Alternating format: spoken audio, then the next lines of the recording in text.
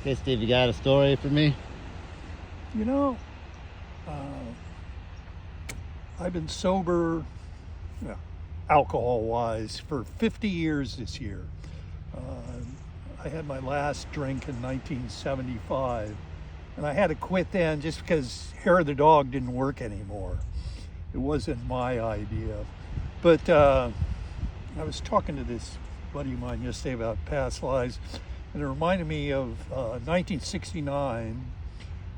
Again, after some bad checks on a binge, I was in Longview, Washington, and both my banker and the sheriff insisted I go to AA. The sheriff. Yeah, well, bad checks at a local market. I take it you guys were on first name basis? Yeah, you could say that. And anyway, so, I end up at my first AA meeting. It was an inevitability in my life.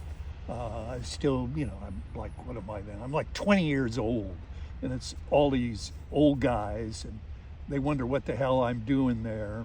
And, the first thing that struck me, particularly back then, it's all these addicts, is everybody was chain smoking and guzzling coffee. And decades later, when I was at the Cannabis Cup in Amsterdam, I remember sitting there in a room with the 2,000 other judges, and everybody was using a different smoking device, pipes, bongs, joints.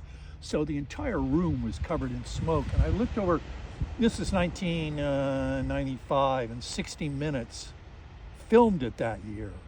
And so I look over to my left, and here's the producer, this short woman from CBS, and she's crouched down next to me by my feet over there. I leaned over, I said, "Wait, what the hell are you doing?" She said, "Yeah, I'm trying to get beneath the smoke. I can't breathe in here." And I said, "Obviously, you've never been to an AA meeting, because everybody was just doing something." So I was introduced to some people before, and there was a guy there, everybody, you don't give your last name, call him Dan X. He was the city editor of the local paper and a drunk, and he'd brought his wife with him. And so the meeting, it went well. Some of the funniest stories I'd ever heard in my life, and I got up and told one at the end, and I was really enjoying it myself, except his wife kept staring at me with this kind of abject terror, and I was sort of used to that. I wasn't looking too good after years of being shit-faced. So when we're done, everybody comes up to me and, congratulates me as a young person trying to seek help.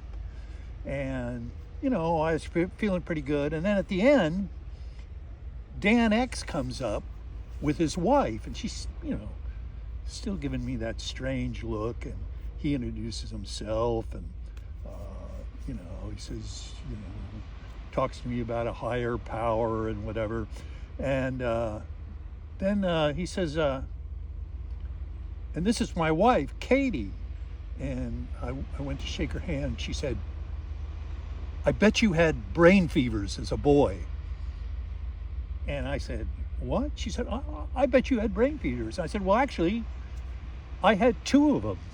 She said, "I thought so." And she said, "I bet," you said you were a writer, "and I bet that you stand at the refrigerator and write on top of it." And Was she right?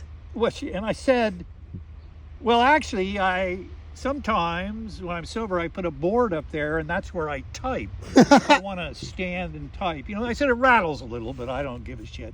And she said, "I thought so. You're the reincarnation of Thomas Wolfe." And I said, "What?" I said, "You mean Look Homer an Angel and all that? The writer from the 30s? And she said, "Absolutely. I grew up in Asheville, North Carolina," and she was probably in her 60s or something. "I grew up in Asheville, North Carolina, and my sister and I used to sit on a swing, and Thomas Wolfe was from there, and we knew him, and he'd sit there and tell us stories. And she said, except for a Southern accent, you look like him, you're tall like he was, you use the same gestures he did, and you tell a story the same way. And then she said, this is the honest God truth, she got tears in her eyes and she said, "Oh, Tom, it's so good to see you again." And, you know, she hugs me. And I look over at her, you know, I'm looking over at her husband, and we give that look that Alkies give each other, like, I'd give anything to be shit-faced right now, you know. And the part, what really aggravated me is that as a writer, I thought Tom Wolfe was the biggest windbag that ever lived.